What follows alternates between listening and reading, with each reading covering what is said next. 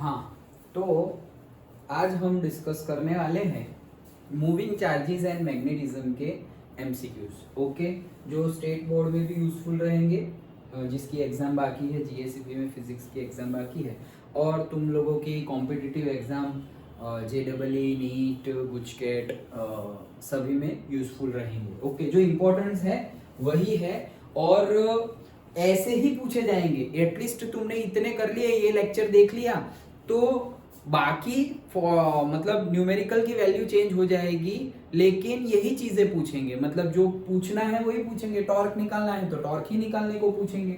Okay, moment of inertia निकालना है तो मोमेंट ऑफ इनर्शिया ही निकालने को पूछेंगे।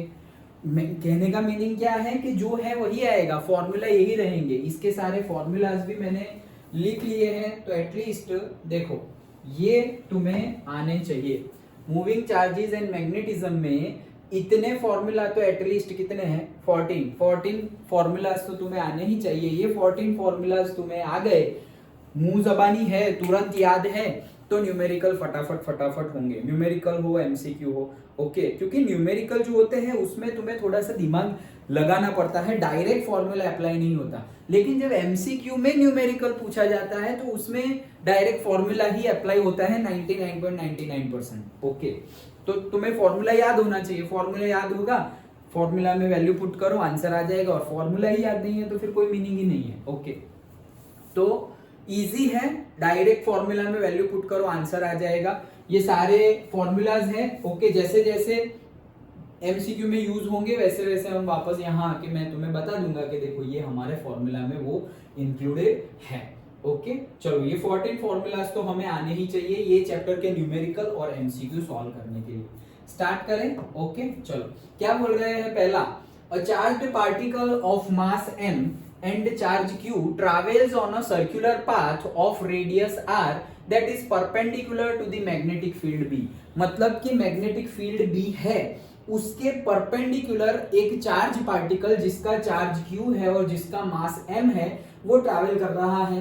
The time taken by the particle to complete one revolution, एक पूरा रिवॉल्यूशन ट्रैवल करने में वो पार्टिकल को कितना टाइम लगेगा। ऐसे ऑलरेडी जब कंसेप्ट डिस्कस कर रहे थे तो हमने डिस्कस किया था, जैसे कि ये प्लेन के परपेंडिकुलर इनटू द प्लेन ऐसी मैग्नेटिक फील्ड लाइंस है। ओके, तो ये मैग्नेटिक फील्ड कहाँ है? Into the plane. और अगर मैं ये इनटू द प्लेन है और उसके परपेंडिकुलर, ये इनटू द प्लेन है मैग्नेटिक फील्ड और उसके परपेंडिकुलर ये मेरा चार्ज है, सपोज ये मेरा चार्ज पार्टिकल है, ये मेरी फिक्स्ड चार्ज पार्टिकल है, तो वो अंदर जा रहा है। तो जैसे कि यहाँ पर चार्ज पार्टिकल एंटर हो गया, यहाँ पर से चार्ज पार्टिकल एंटर हो गया, यहाँ पर चार्ज पार्टिकल एंटर हो गया, तो ये चार्ज पार्टिकल ऐसे मूव करेगा, ऐसे करके ऐसे गोल मूव करेगा। ओके, अब ये राउंड ही क्यों मूव करेगा? तो हमने ऑलरेडी डिस्कस किया था कि मैग्नेटिक फील्ड के अंदर अगर कोई भी चार्ज पार्टिकल जा रहा है तो उसके ऊपर फोर्स लगता है। कौन सा फोर्स लगेगा? मैग्नेटिक फोर्स लगेगा। फॉर्मूला क्या है? Q V B sine theta. याद आया? अभी वो फॉर्मूला में भी है, अभी हम जाएंगे उसके ऊपर फिर से। यहाँ पे यूज नहीं हो रहा है, लेकिन वो दिमाग में सब कुछ आ जाना चाहिए कि मैग्नेटिक फील्ड के अंदर कोई भी चार्ज पार्टिकल जा रहा है तो उसके ऊपर मैग्नेटिक फोर्स लगेगा। तो वो फॉर्मूला तुम्हें पता होना चाहिए। मैग्नेटिक फोर्स का formula Q V B sine theta. और अगर इलेक्ट्रिक फील्ड है और वहां कोई चार्ज पार्टिकल है तो उसके ऊपर भी फोर्स लगता है, दैट इज इलेक्ट्रिक फोर्स। तो वो कैसे हम फाइंड करते थे? F is equal to Q into E से। E का फॉर्मूला था ना F net by Q. E का फॉर्मूला क्या था? E का फॉर्मूला था हमारा F net divided by Q। आगे वाले चैप्टर्स में हमने डिस्कस किया है। तो F का फॉर्मूला क्या हो जाएगा? E into Q. तो वही हो जाएगा, F का फॉर्मूला क्या हो जाएगा? E into Q. Electric field हो तो उसके ऊपर इलेक्ट्रिक फील्ड हो ऐसे, और कोई चार्ज पार्टिकल अंदर जा रहा हो या मूव कर रहा हो या रेस्ट पे भी हो तो भी उसके ऊपर इलेक्ट्रिक फोर्स लगेगा। कितना लगेगा? वो चार्ज जितना होगा वो, और इलेक्ट्रिक फील्ड की वैल्यू जितनी होगी वो। अब यहाँ पर नहीं है, लेकिन ये सब दिमाग में आ जाएगा, तब पता चलेगा, तब ऐसा मानना चाहिए कि हाँ मुझे कंसेप्ट समझ में आ गए हैं। ओके, चलो, तो ये सब तो कंसेप्ट की बात थी। तो ऐसे ये मूव कर रहा है, मैग्नेटिक फील्ड के अंदर एंटर होगा तो वो ऐसे मूव करेगा। ऐसे ही क्यों मूव करेगा? मैंने तो ऐसे मूव करवाया, सीधा अंदर भेजा। तो गोल क्यों घूमने लगा? क्योंकि उसके ऊपर मैग्नेटिक फोर्स लगेगा, ये गोल घूमेगा। यहाँ पर फॉर्मूला पूछा क्या है? यहाँ पर पूछा है कि वो टाइम कितना लगेगा। टाइम कितना लगेगा तो हमें डायरेक्टली दो फॉर्मूला पता है। अगर ऐसे एंटर हो रहा है तो इसकी रेडियस क्या होगी? रेडियस का फॉर्मूला है mv/qb और टाइम पीरियड t का फॉर्मूला है 2πm/qb। फॉर्मूला याद हो तो एमसीक्यू टिक कर लेना आना चाहिए। That is 2πm/qb। A is the correct option. Okay done. तो ये दो फॉर्मूलाज यहाँ लिखे हैं, देखो यहाँ पर भी है। r is equals to mv/qb और t is equals to 2πm/qb। ये दोनों फॉर्मूला, जैसे मैंने दूसरे तुम्हें फॉर्मूला बताया, ये रहा। इलेक्ट्रिक फील्ड में अगर चार्ज एंटर हो रहा हो तो उसके ऊपर इलेक्ट्रिक फोर्स लगेगा q इंटू ई वाला। मैग्नेटिक फील्ड में अगर फोर्स एंटर कर रहा हो तो उसके ऊपर मैग्नेटिक फोर्स लगेगा qvb sin थीटा। ये तो v क्रॉस b है, अगर क्रॉस प्रोडक्ट हटा दे तो क्या हो जाएगा? qvb sin theta. तो ये हमारे फॉर्मूला ये रहा, यहाँ लिखा हुआ है देखो, f is equals to qvb sin theta. तो वैसे हमें पता होना चाहिए। चलो आगे बढ़ते हैं। तो कहाँ गया? हाँ, तो समझ में आ गया। फॉर्मूला पता हो तो डायरेक्टली एमसीक्यू टिक हो जाएगा। आगे नेक्स्ट क्वेश्चन में क्या बोल रहे हैं देखो, proton moving with a velocity of this, ये इतनी वेलोसिटी से प्रोटॉन मूव हो रहा है, enters the magnetic field of intensity 2.5 t। तो मैग्नेटिक फील्ड में एंटर हो रहा है प्रोटॉन, और टेस्ला, पर्टिकुलर टेस्ला हमें गिवन भी है। Okay, at an angle 30 degree with the magnetic field, the force on the proton, force निकालना है। अभी हमने फॉर्मूला पढ़ा, F is equals to qvb sin theta. देखो Q की वैल्यू हमें पता है मतलब प्रोटॉन गिवन है, तो प्रोटॉन का चार्ज कितना होता है? जितना इलेक्ट्रॉन का चार्ज होता है उतना ही प्रोटॉन का चार्ज होता है। ये वैल्यू भी देखो यहाँ पर गिवन नहीं है, अगर तुम्हें याद नहीं है तो फिर याद रखनी पड़ेगी।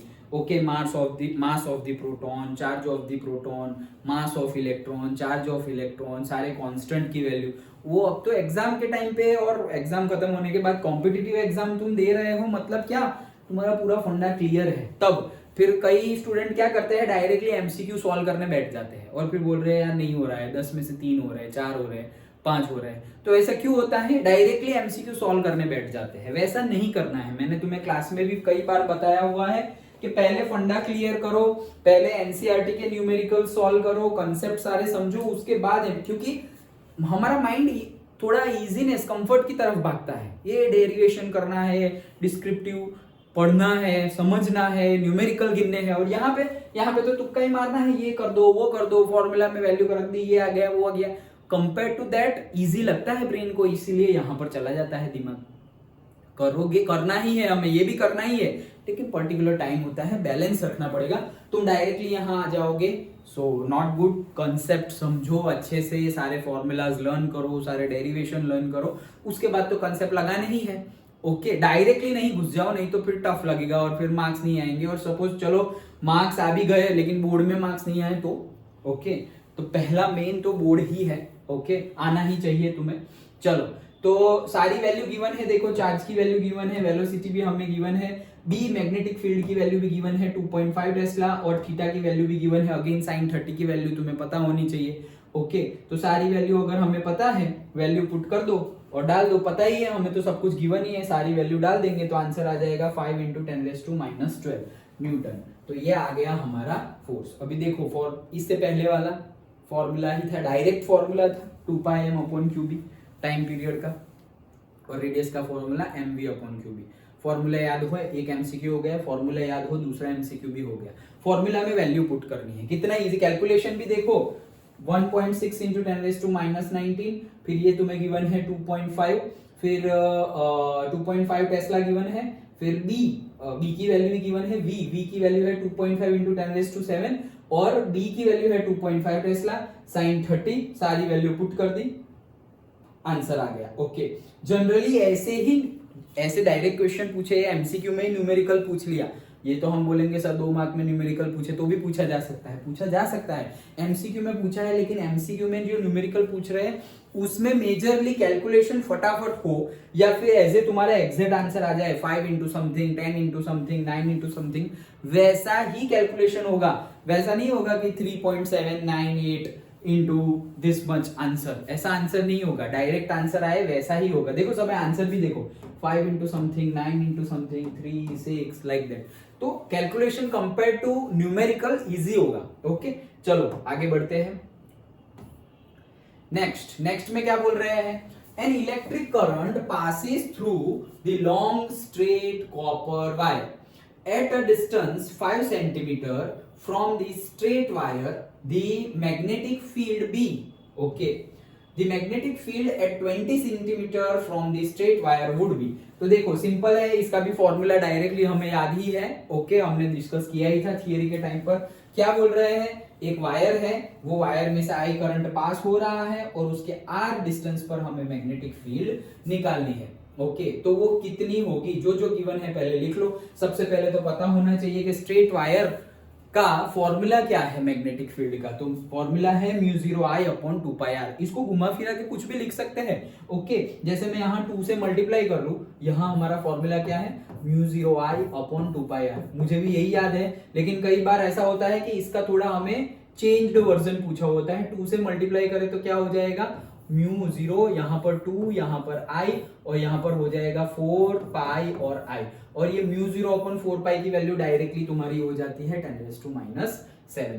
तो ये अभी ये लिखा होगा या ये लिखा होगा, दोनों सेम ही तो है क्योंकि 2 से मल्टीप्लाई और डिवाइड ही किया है हमने। तो कहने का मीनिंग है ये हमारा फॉर्मूला है, वो हमें याद होना चाहिए। स्ट्रेट सबके लिए अलग अलग फॉर्मूला है। ओके जैसे कॉइल के लिए अलग फॉर्मूला है, सोलेनॉइड के लिए अलग फॉर्मूला है, कॉइल के सेंटर में अलग फॉर्मूला है, कॉइल के पर्टिकुलर डिस्टेंस पर अलग फॉर्मूला है, सोलेनॉइड के अंदर अलग फॉर्मूला है और सोलेनॉइड के एंड पर अलग फॉर्मूला है। सारे फॉर्मूला पता होना चाहिए। फिर ये कि ये स्ट्रेट वायर है तो स्ट्रेट वायर का फॉर्मूला ये है μ0I/2πr। लेकिन स्ट्रेट वायर के अंदर अगर कोई पॉइंट है, वैसा भी न्यूमेरिकल हम देखेंगे एमसीक्यू, स्ट्रेट वायर जो है ज्यादा थिकनेस का हो और उसके अंदर कोई पॉइंट हो तो उसके लिए भी फॉर्मूला डिफरेंट है। तो सारे फॉर्मूला याद होने चाहिए, मेन बात वही है। ओके चलो अभी ये हमारा फॉर्मूला है। ये फॉर्मूला में देखो μ0 कांस्टेंट है, 2 कांस्टेंट है, पाई कांस्टेंट है और करंट भी सेम ही पास हो रहा है।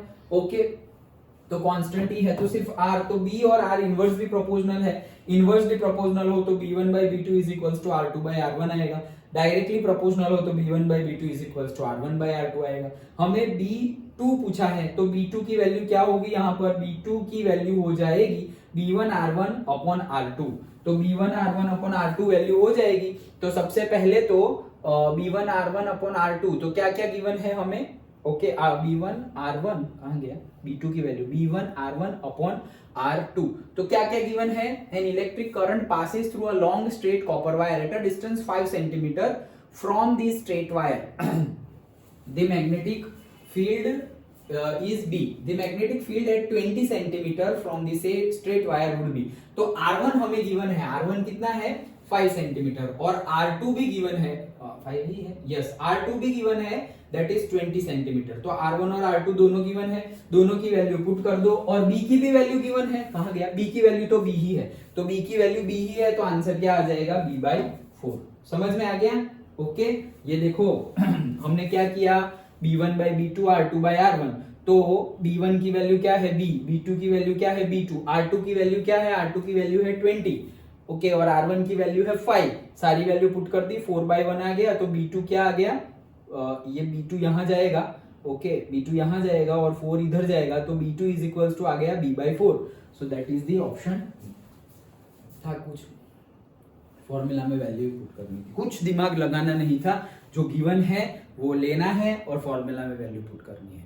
लेकिन फिर भी नहीं हो रहा, क्यों नहीं हो रहा, क्योंकि फॉर्मूला ही याद नहीं है। फॉर्मूला में ही कंफ्यूजिंग है अभी कि सर μ0I/2πr था या μ0NI/2 था या 2r था, 2πr था या 2r था, वो सब नहीं चलेगा, वो पक्का पता होना चाहिए तभी होगा।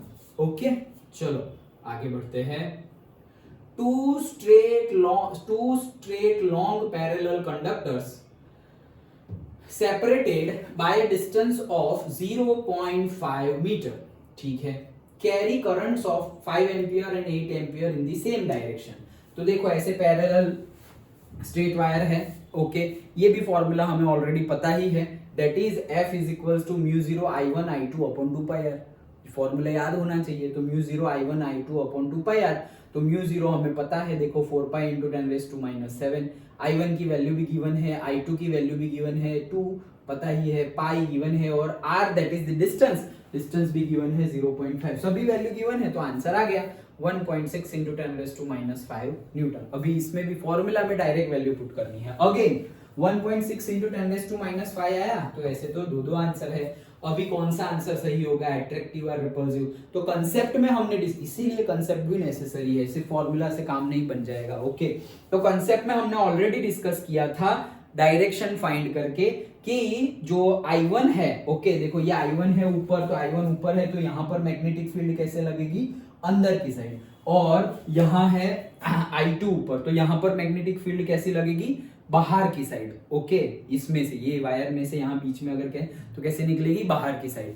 तो ये अगर इन शॉर्ट हमने याद भी रखा था, वैसे कैसे याद रखा था कि अगर पैरेलल वायर्स हो और सेम डायरेक्शन में करंट पास हो रहा हो तो अट्रैक्टिव फोर्स, और ऑपोजिट डायरेक्शन में करंट पास हो रहा हो तो रिपल्सिव फोर्स। तो यहाँ पर सेम डायरेक्शन में पास हो रहा है, दैट्स व्हाई अट्रैक्टिव। ओके, एक I1 ऊपर और I2 नीचे ऐसे होता तो रिपल्सिव होता। डन। ओके, देखो फॉर्मूला याद हो तो कितना फटाफट हो रहा है। देखो हमने ये फॉर्मूला यूज किया, हमने ये फॉर्मूला भी यूज किया, हमने ये फॉर्मूला भी यूज किया। इसके पहले वाले न्यूमेरिकल में स्ट्रेट वायर में μ0I/2πr हमने ये फॉर्मूला भी यूज कर लिया। अभी हमने टू पैरेलल वायर्स का फॉर्मूला यूज किया μ0I1R2/2πr। तो ये सारे फॉर्मूलाज हमें पता होने चाहिए। आगे चलते हैं। हाँ चलो नेक्स्ट क्या बोल रहे हैं, देखो A long straight wire of radius A, okay long straight wire बोला है और रेडियस क्या है A, carries a steady current I। तो एक स्ट्रेट वायर है, ओके अगेन स्ट्रेट वायर का फॉर्मूला अभी हमने डिस्कस कर लिया। ओके μ0I/2πr वाला, ठीक है। The current is uniformly distributed across its area of cross section, मतलब करंट पूरे एरिया में से पास हो रहा है। The ratio of magnitude of magnetic field B at A/2 and B2 at distance 2a is, तो देखो अभी मैंने बोला ना कि स्ट्रेट वायर का फॉर्मूला तो याद है, लेकिन स्ट्रेट वायर में भी दो फॉर्मूला आएंगे, एक अंदर वाला फॉर्मूला मतलब वायर के अंदर और दूसरा वायर के बाहर। अभी जो हमने देखा μ0I/2πr वो वायर के बाहर वाला फॉर्मूला था, ये रहा देखो μ0I/2πr, तो वो B2 है, मतलब दूसरा केस, मतलब जब वायर के बाहर की बात चल रही है तब। लेकिन वायर के अंदर ही बात चल रही है, वायर के अंदर मतलब क्या उन्होंने बोला है कितने डिस्टेंस पर the current uniformly distributed, the ratio of the magnitude of magnetic field B1 at A/2, तुम्हारी रेडियस कितनी है A, और A/2 डिस्टेंस पर मैग्नेटिक फील्ड कितनी होगी वो, दैट इज B1, और इतने डिस्टेंस पर सेंटर से इतने डिस्टेंस पर मैग्नेटिक फील्ड कितनी होगी 2a डिस्टेंस पर वो। तो 2a डिस्टेंस करेंगे, a रेडियस है और 2a डिस्टेंस लिया, वो तो बाहर जाएगा मतलब B2 तो बाहर के लिए फॉर्मूला हमें पता ही है। तो यहां से हमारा फॉर्मूला क्या आ गया μ0I/r, मतलब क्या है डिस्टेंस है, हाँ रेडियस नहीं है। तो r क्या है हमारा डिस्टेंस, तो यहाँ डिस्टेंस का फॉर्मूला लगाएंगे तो r कितना है 2a, तो यहाँ 2a लगाएंगे तो फॉर्मूला क्या हो गया μ0I/4πa। और जो इनसाइड वाला था B1 उसका फॉर्मूला क्या है, तो ये तुम्हें याद होना चाहिए μ0I/2π capital R² into r। ये जो स्मॉल r है वो डिस्टेंस है और कैपिटल R है वो रेडियस है, ये हमने कंसेप्ट में भी डिस्कस किया था। तो यही है फंडा, फॉर्मूला पता होना चाहिए और सारे डिनोटेशंस क्या है, क्या डिनोट कर रहे हैं वो एक एक क्वांटिटी वो पता होना चाहिए। तो भाई ये परमिएबिलिटी है, परमिटिविटी है, करंट है, ये R जो है दैट इज द डिस्टेंस पाई, और R कैपिटल R जो है दैट इज द रेडियस, तो वो पता होना चाहिए। एक्चुअली अगर देखा जाए ना तो याद रखने के लिए बोल रहा हूँ, इसके जैसा ही फॉर्मूला है μ0I/2πr। तो देखो मान लो सिर्फ याद रखने के लिए बोल रहा हूँ, गलती मत कर देना।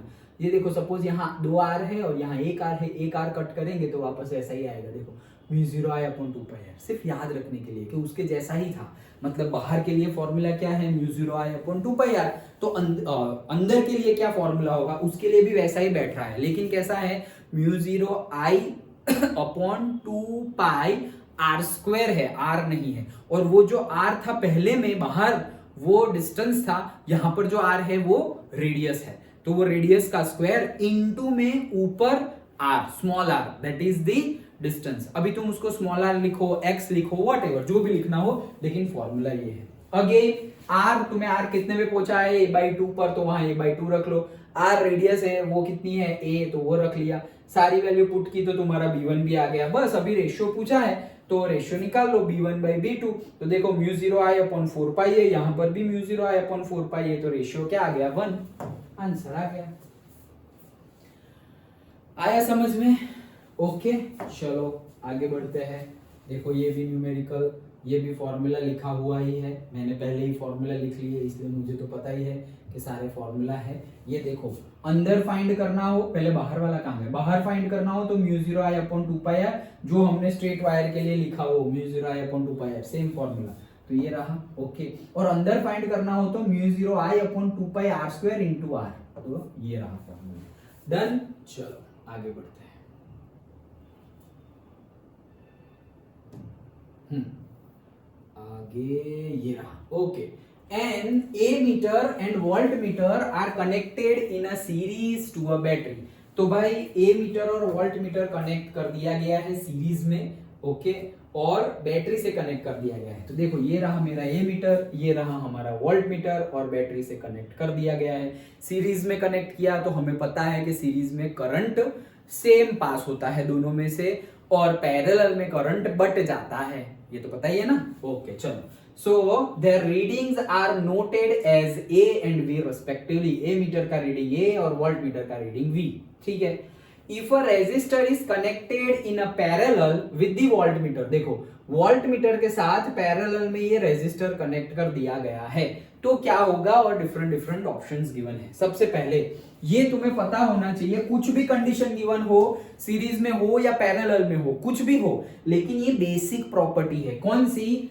ए मीटर का रेजिस्टेंस लो होता है और वोल्ट मीटर का रेजिस्टेंस हाई होता है, ये उसकी बेसिक प्रॉपर्टी है। चाहे तुम उसको पैरेलल में कनेक्ट करो, सीरीज में कनेक्ट करो, या कनेक्ट ना करो, अकेला रहने दो, ओके, लेकिन ये उसकी बेसिक प्रॉपर्टी है, तो वो पता होनी चाहिए। क्या? ए मीटर में लो रेजिस्टेंस होता है। ए मीटर का काम क्या है? ए मीटर का काम है कितना करंट पास हो रहा है वो बताना। करंट पास कितना होगा वो कब पता चलेगा? जब उसमें से करंट हम पास होने देंगे तभी तो वो मेजर होगा। करंट कब पास होगा? जब उसका रेजिस्टेंस कम होगा या जीरो होगा। तो जीरो तो हो नहीं सकता, तो कम हो सकता है, तो उसका लो रेजिस्टेंस होता है। और वोल्ट मीटर का क्या होता है? हाई रेजिस्टेंस होता है। वैसे कंसेप्ट से भी तुम याद रख सकते हो। अच्छा, तो ये तो बेसिक प्रॉपर्टी हो गई, इसका लो रेजिस्टेंस, इसका हाई रेजिस्टेंस। अब क्या बोला है कि एक आर रेजिस्टेंस वाले को पैरेलल में कनेक्ट किया है। याद करो, सीरीज में अगर कनेक्ट करे तो इक्विवेलेंट रेजिस्टेंस बढ़ जाता है, और पैरेलल में कनेक्ट करे तो इक्विवेलेंट रेजिस्टेंस कम हो जाता है। याद है ना? सीरीज में अगर ये R1 है और ये R2 है, इन दोनों को मैं सीरीज में कनेक्ट करूं तो R इक्विवेलेंट जो होगा वो R1 और R2 में से जो ज्यादा होगा ना, उससे भी ज्यादा होगा। मतलब कि ऐसा मान लो कि ये 1 है और ये 2 है, तो ये R इक्विवेलेंट क्या होगा? ग्रेटर देन 2 होगा, मतलब दोनों से ज्यादा होगा, 1 से भी ज्यादा और 2 से भी ज्यादा। R इक्विवेलेंट कैसे मिलेगा? R इक्विवेलेंट मिलता है सीरीज में R1 प्लस R2 करके। तो देखो 3 आ गया, तो 3 is greater than 2, basic property.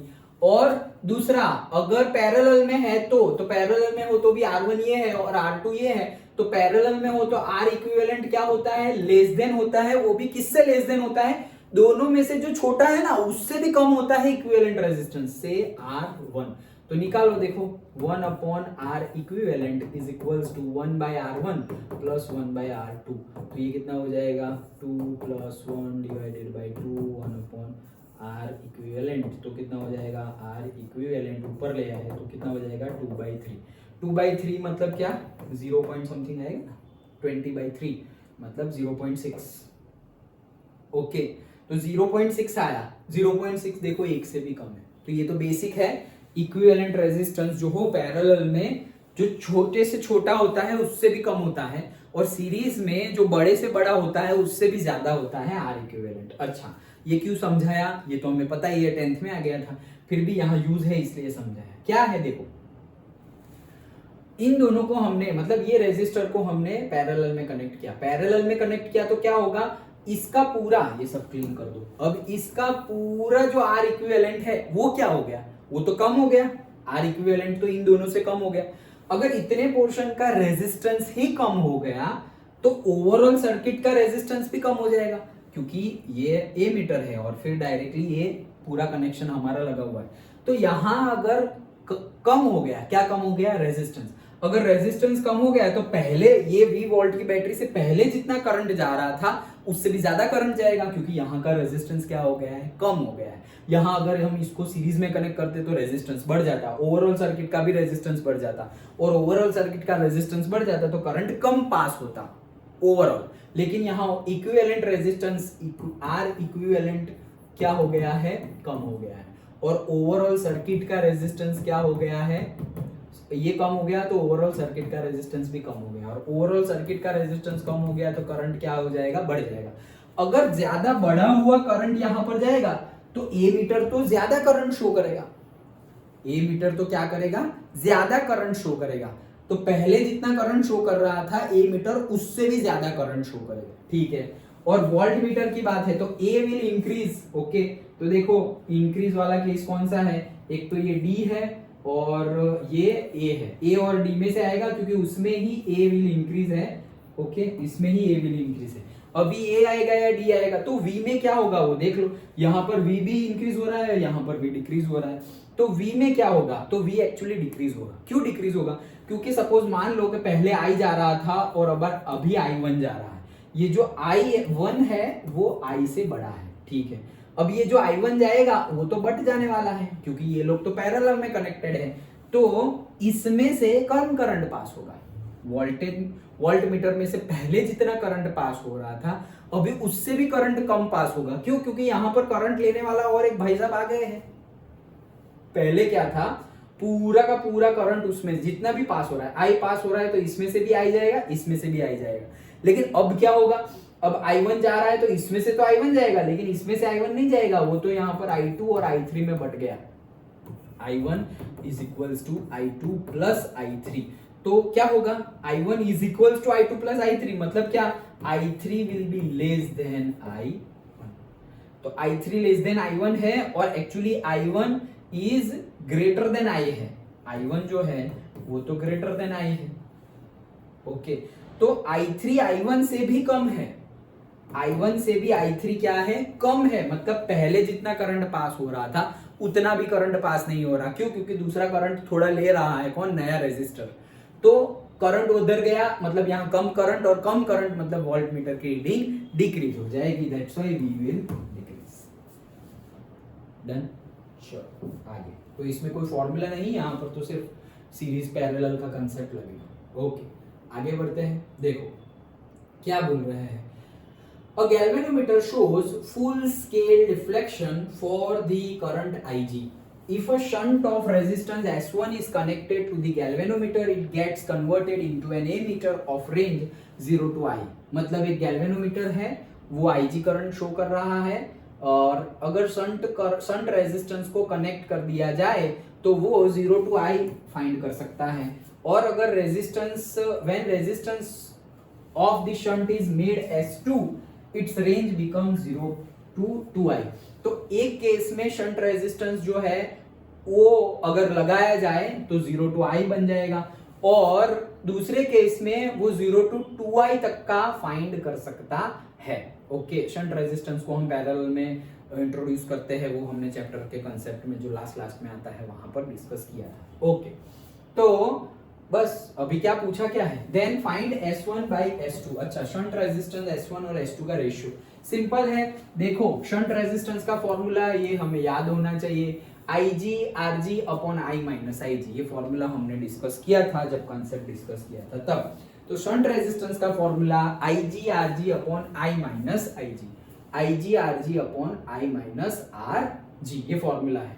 अभी सबसे पहले अगर S1 कनेक्ट किया तो क्या होगा, Ig Rg तो है ही, लेकिन अब वो मैक्सिमम कितना मेजर कर सकता है, I जितना मेजर कर सकता है, तो हमने यहाँ पर लिख दिया I माइनस Ig। और जब S2 कनेक्ट किया तो भी Ig Rg और Ig तो वैसे ही रहेगा, मैक्सिमम कितना फाइंड कर सकता है, 2I जितना, तो हमने लिख दिया 2I। दैट्स इट, रेशियो निकालो। वो ये तो पूरा ही कट हो गया, ये तो पूरा ही कट हो गया, और फिर बचा क्या, 2I minus Ig and I minus Ig, इतना बचा। तो वो क्या है, 2I minus Ig, I minus Ig, ये रहा। तो सिर्फ और सिर्फ हमें शंट रेजिस्टेंस का फॉर्मूला पता हो तो हम डायरेक्टली यहां पर टिक कर सकते हैं। फिर हम सोचेंगे ये क्या पूछ लिया, अरे कुछ नहीं, जो है वही पूछा है, ओके। डन। तो फॉर्मूला फॉर्मूला फॉर्मूला फॉर्मूला तो याद होने ही चाहिए। देखो शंट रेजिस्टेंस वाला कहाँ गया, ये रहा। Shunt resistance is equals to I G R G upon I minus I G. Done, okay, बढ़े आगे। चलो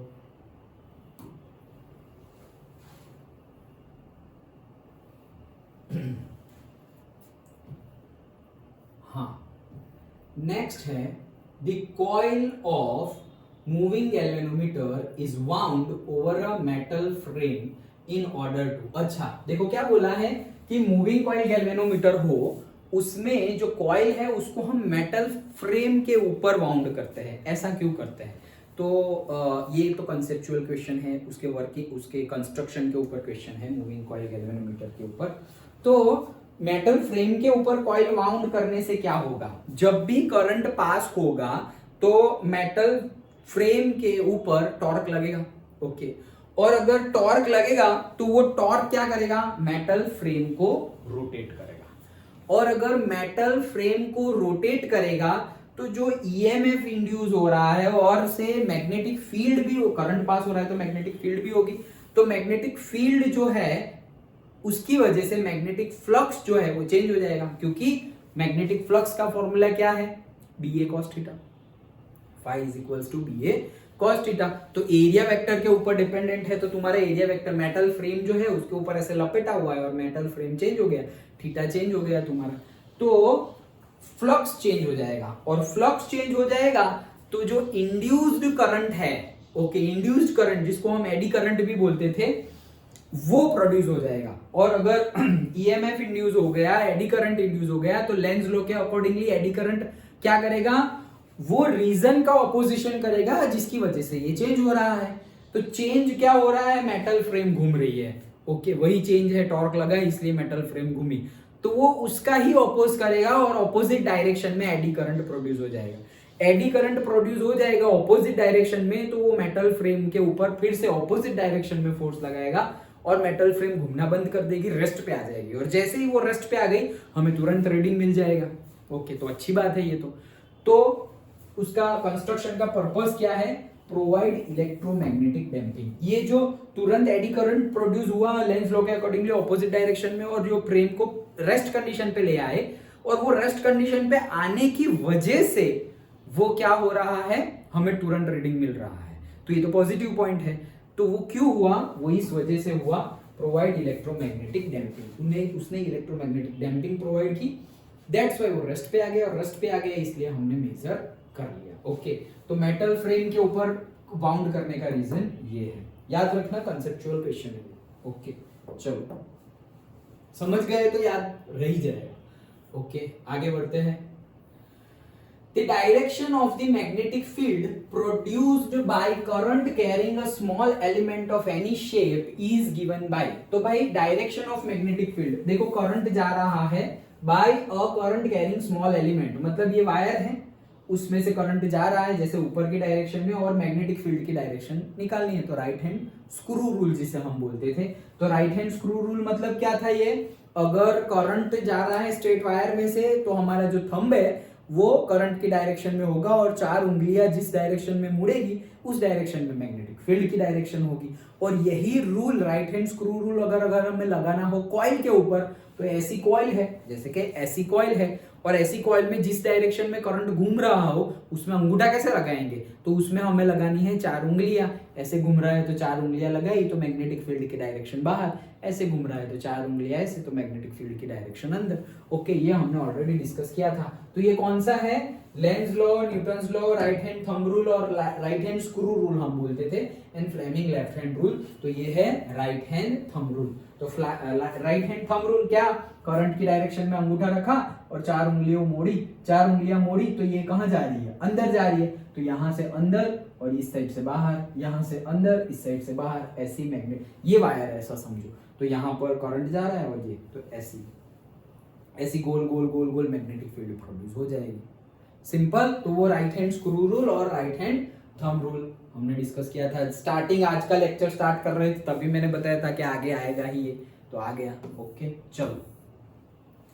A charge moving with uniform velocity charge अगर यूनिफॉर्म वेलोसिटी से मूव करे, देखो चार्ज इलेक्ट्रिक फील्ड में भी मूव कर सकता है, मैग्नेटिक फील्ड में भी मूव कर सकता है। इलेक्ट्रिक फील्ड में मूव करे तो उसके ऊपर इलेक्ट्रिक फोर्स लगेगा, और मैग्नेटिक फील्ड में मूव करे तो उसके ऊपर मैग्नेटिक फोर्स लगेगा।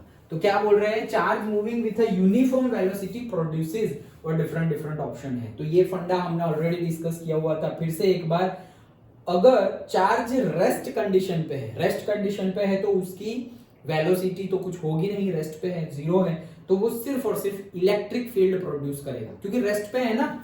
मैग्नेटिक फील्ड कब प्रोड्यूस होती है, जब करंट फ्लो होता है। करंट कब फ्लो होता है, जब चार्जेस मूव करते हैं तब करंट फ्लो होता है। चार्जेस रेस्ट पे हो तो करंट थोड़ी फ्लो होता है, ओके, उसको थोड़ी हम करंट बोलते हैं।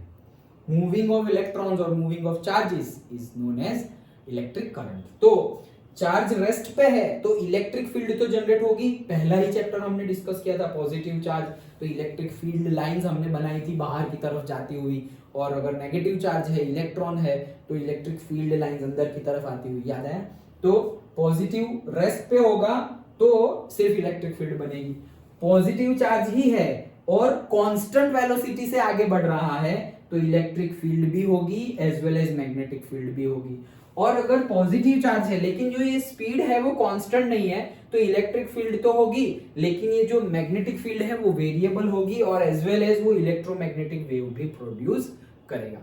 ओके, ये लास्ट वाले चैप्टर्स में हमने डिस्कस किया था, एटॉम्स, न्यूक्लियाई, वो सारे चैप्टर्स में। Okay, positive charge negative charge हो और उसकी स्पीड कांस्टेंट ना हो, बदलती रहती हो, वेरिएबल हो, तो इलेक्ट्रिक फील्ड तो प्रोड्यूस होगी, मैग्नेटिक फील्ड लेकिन वेरिएबल मैग्नेटिक फील्ड प्रोड्यूस होगी, और इलेक्ट्रोमैग्नेटिक वेव, हम तो इस पे ध्यान देते थे वो लास्ट वाले चैप्टर में, तो इलेक्ट्रोमैग्नेटिक वेव भी प्रोड्यूस होंगे।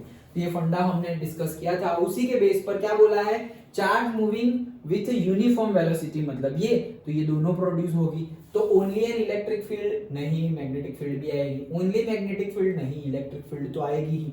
अच्छा, इलेक्ट्रोमैग्नेटिक फील्ड, इलेक्ट्रो और मैग्नेटिक मतलब दोनों आ गया ना, तो इलेक्ट्रोमैग्नेटिक फील्ड आएगा, that is the answer. Okay, चलो आगे बढ़ते हैं। Next, a charge Q moves in a region where electric field E and magnetic field B both exist, then the force on it, मतलब ये चार्ज Q है वो ऐसी फील्ड में घुस रहा है जहां पर इलेक्ट्रिक फील्ड भी है और मैग्नेटिक फील्ड भी है, तो उसके ऊपर कौन सा फोर्स लगेगा, तो उसके ऊपर तो दोनों फोर्स लगेंगे, इलेक्ट्रिक फोर्स भी लगेगा और मैग्नेटिक फोर्स भी लगेगा, दोनों फोर्स को नेट फोर्स निकाल लो, दैट इज द आंसर। तो F is equals to QE है, स्टार्टिंग में फॉर्मूला में अभी डिस्कस किया था हमने, और मैग्नेटिक फोर्स का फॉर्मूला Q भी sin थीटा और Q into V cross B, तो ये दोनों फॉर्मूला है। F नेट निकालेंगे, दोनों का सम कर दो, दोनों का सम करेंगे, Q कांस्टेंट है, Q कॉमन है, Q कॉमन निकाल लोगे तो E plus V cross B, तो ये रहा तुम्हारा C वाला ऑप्शन। ऐसे तो फटाफट हो जाने चाहिए। ओके डन, आगे बढ़ते हैं। देखो क्या बोल रहे हैं, a proton is moving in a space with constant velocity in an electric field E and magnetic field B। Proton है मतलब पॉजिटिव चार्ज है, कांस्टेंट वेलोसिटी से जा रहा है, ठीक है।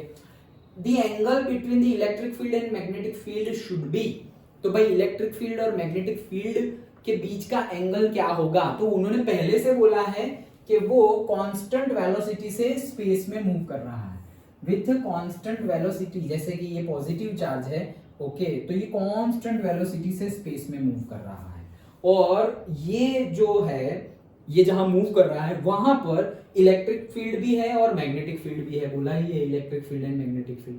अगर इलेक्ट्रिक फील्ड और मैग्नेटिक फील्ड है तो उसके ऊपर तो इलेक्ट्रिक फोर्स और मैग्नेटिक फोर्स लगेगा, और अगर इलेक्ट्रिक फोर्स और मैग्नेटिक फोर्स लगेगा तो उसकी डायरेक्शन तो फोर्स लगेगा तो डायरेक्शन तो चेंज हो ही जाएगी, तो फोर्स लगेगा तो डायरेक्शन चेंज हो जाएगी। लेकिन उन्होंने क्या बोला है कि moving in a space with constant velocity in an electric field, मतलब सीधा सीधा ही मूव कर रहा है कांस्टेंट वेलोसिटी से, तो कांस्टेंट वेलोसिटी से मूव कर रहा है, मतलब इसका मीनिंग क्या हुआ कि इलेक्ट्रिक फोर्स और मैग्नेटिक फोर्स एक दूसरे की इफेक्ट को नलीफाई कर रहे हैं। तो वो कैसे हो रहा है, देखो जैसे कि मैग्नेटिक फील्ड है इनटू द प्लेन, ठीक है, और इलेक्ट्रिक फील्ड ये रही हमारी तो इलेक्ट्रिक पॉजिटिव चार्ज है, तो याद करो पॉजिटिव चार्ज इलेक्ट्रिक फील्ड में, इलेक्ट्रिक फील्ड की डायरेक्शन में ही मूव करता है, तो इलेक्ट्रिक फील्ड की डायरेक्शन ऐसी है तो पॉजिटिव चार्ज होगा तो वो भी वैसे ही मूव करेगा, और अगर इलेक्ट्रिक फील्ड की डायरेक्शन ऐसी है और नेगेटिव चार्ज है तो वो उसके ऑपोजिट डायरेक्शन में मूव करेगा,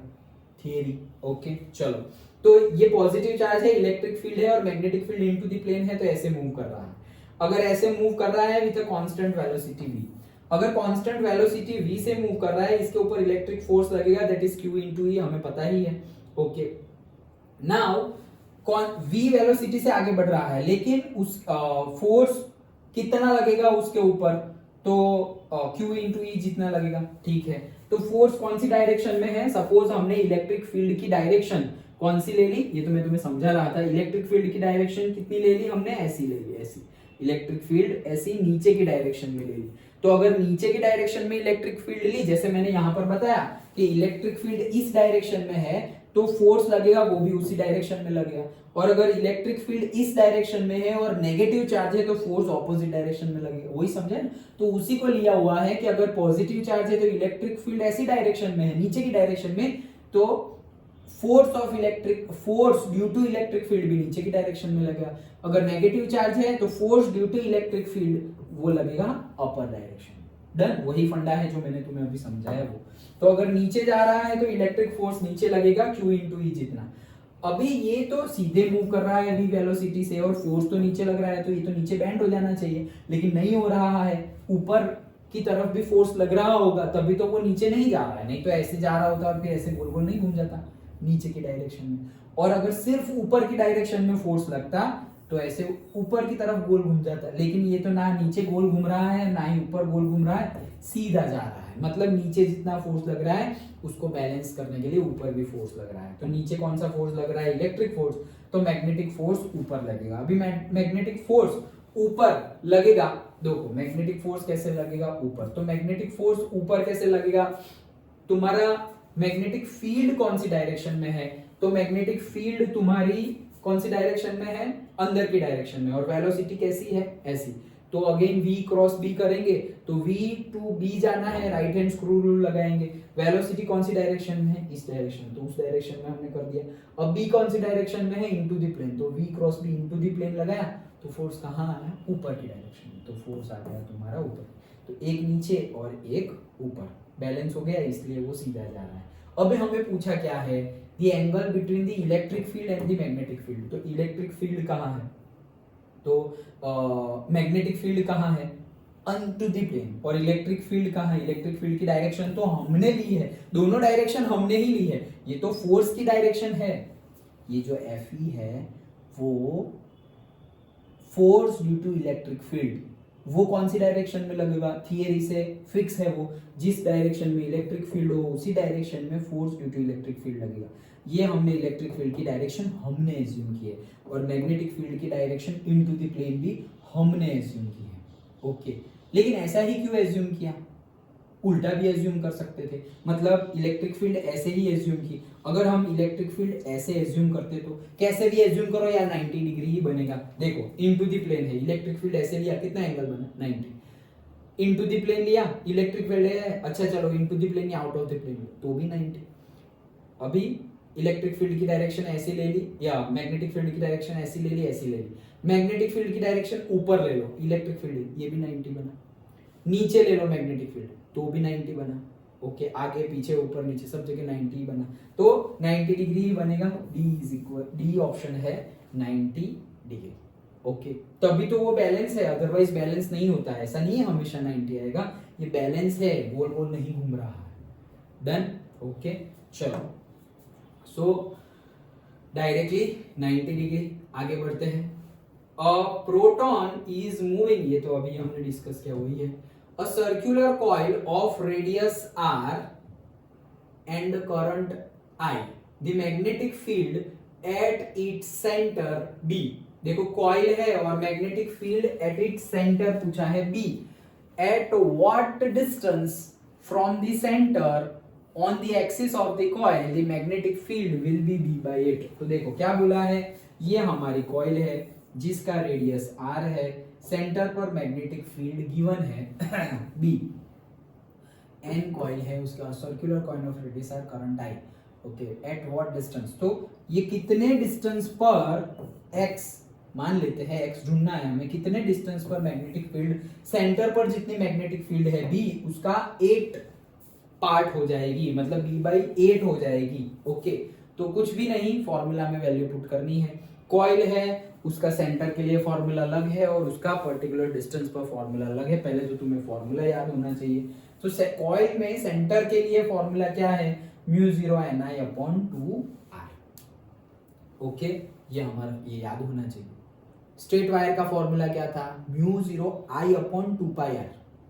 याद आया, μ0I सेंटर के लिए, सॉरी सेंटर बोल रहा हूँ, ये स्ट्रेट वायर के लिए, और तुम्हें यहाँ फाइंड करना है मैग्नेटिक फील्ड। तो कैसे करोगे, μ0 इसमें से जो पास हो रहा है वो I, μ0I/2π और r क्या है, ये डिस्टेंस। ओके, फिर यही वायर के अंदर के लिए भी हमने फॉर्मूला निकाला था, वो क्या था, μ0I/2π capital R² into r। ये r क्या है, रेडियस, ये r क्या है, डिस्टेंस। कहाँ है, जहां पर तुम्हें ढूंढना है वो। याद आया। ओके, चलो, तो सेंटर के लिए फॉर्मूला क्या है, कॉइल के लिए सेंटर का फॉर्मूला क्या है, μ0ni/2r। इसमें पाई नहीं है। ओके, सो μ0ni/2r ये हमारा b है, ऑलरेडी गिवन है। एक्सिस के लिए भी हमें फॉर्मूला ऑलरेडी ये डिराइव किया था हमने, याद करो। ओके, तो ये भी फॉर्मूला है μ0ni/2r² + x² whole raise to 3/2 और इंटू r²। अगेन जैसे उससे वो मैंने तुम्हें याद करवाया था, वैसे ही ये देखो इसके जैसा ही बनेगा याद करने के लिए। कैसे, μ0ni ये तो कॉमन है, नीचे 2r है तो देखो यहाँ पर भी नीचे 2r जैसा ही है, ये स्क्वायर है और ये 3/2 है, मतलब 2 कट तो क्यूब बचा, तो यहाँ पर क्यूब और यहाँ पर स्क्वायर, तो स्क्वायर और क्यूब में से स्क्वायर चला गया तो एक बचा ना r, तो ये देखो 2r। याद रखने के लिए उसके जैसा ही बन रहा है ना फॉर्मूला, तो ये लिखना है हमें μ0ni/2r और वहां पर μ0ni/2r² plus x² whole raise to 3/2। 2 cut तो 3 बचा, ऊपर स्क्वायर होना चाहिए तभी एक नीचे r बचेगा, तो ऊपर r²। Okay, where r is what, coil की radius, x is what, coil से कितने डिस्टेंस पर तुम्हें फाइंड करना है वो। Okay, done. μ0ni/r², 2r², x² 3/2। ये एक्सिस पर कितना है, x डिस्टेंस पर b/8 रख दिया।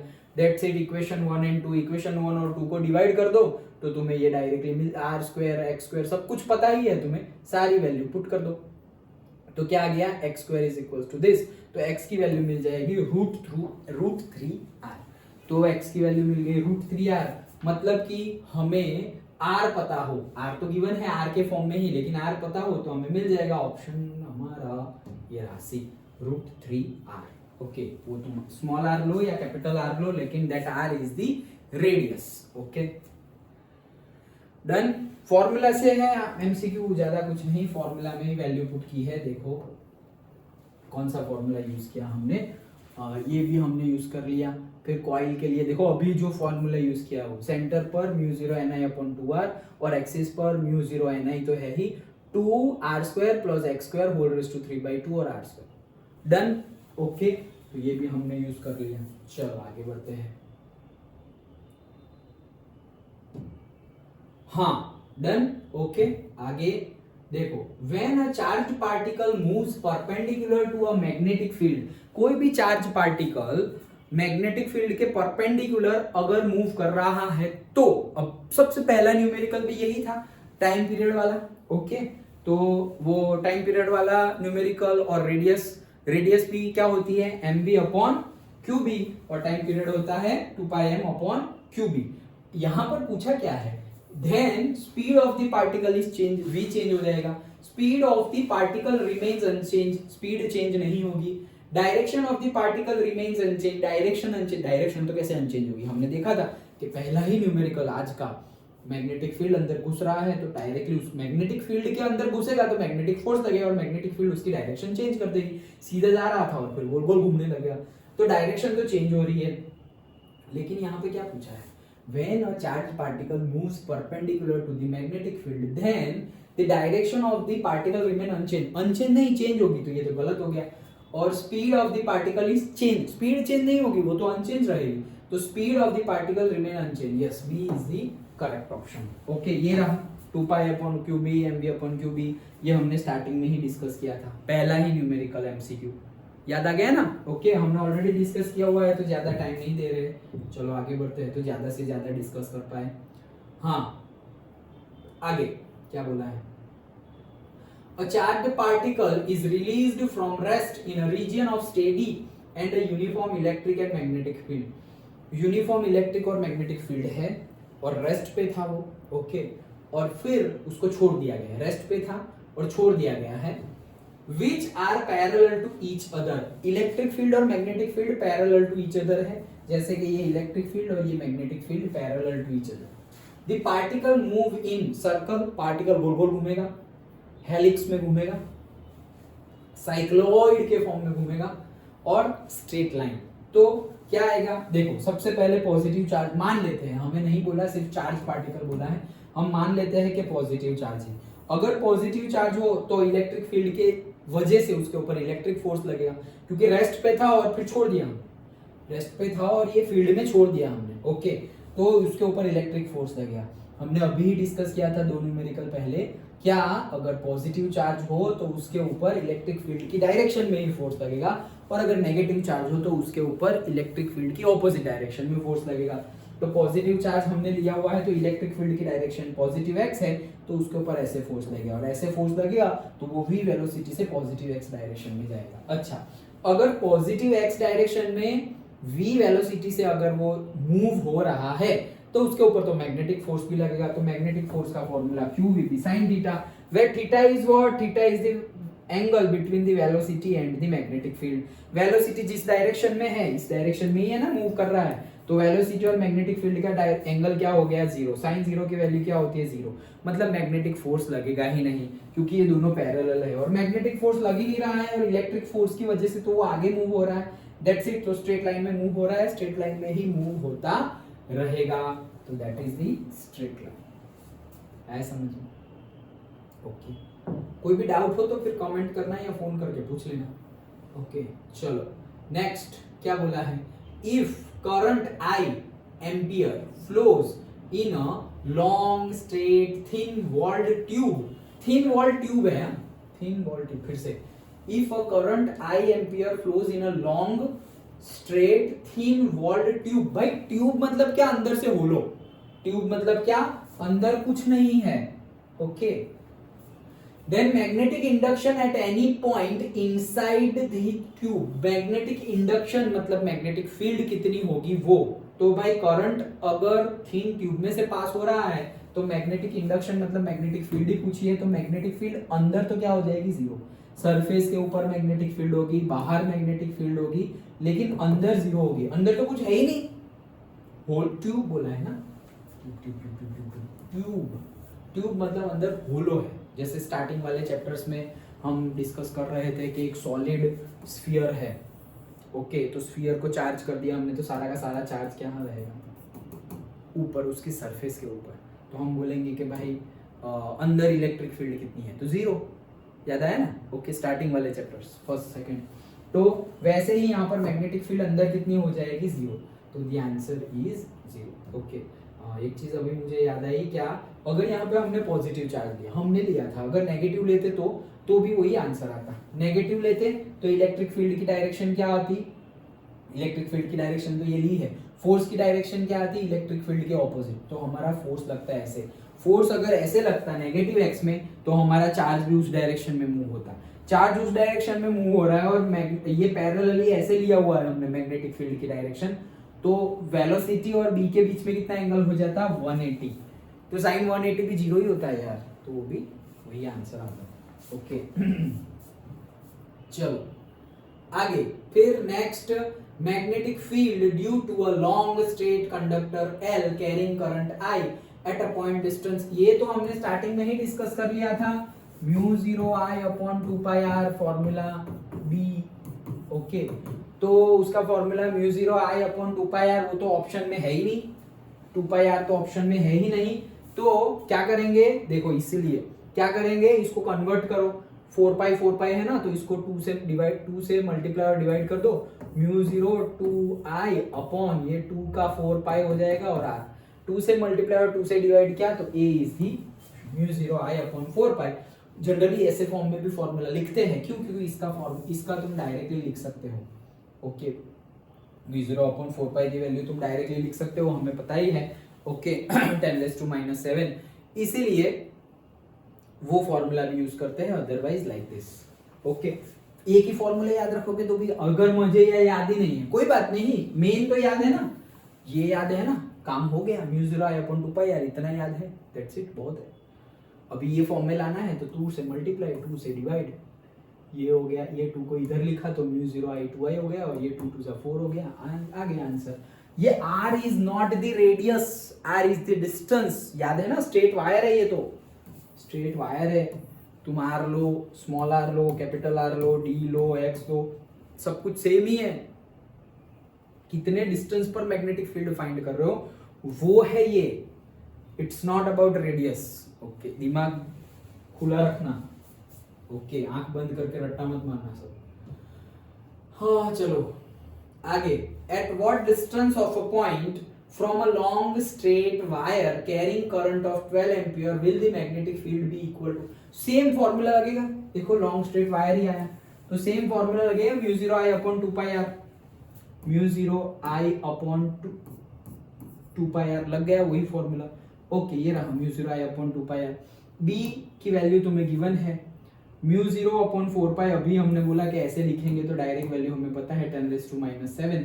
ओके, 2 i की वैल्यू गिवन है, दिस इज द डिस्टेंस, वही पूछा है, मिल जाएगा 8 centimetre, simple, option A. Done. फॉर्मूले याद हो तो फटाफट हो गए। μ0i/2πr ये याद रखा है हमने, दैट्स इट। r को उधर ले जाओ, r को उधर ले जाएंगे तो क्या हो जाएगा, μ0i/2πb, सारी वैल्यू पुट कर दो, आंसर आ गया।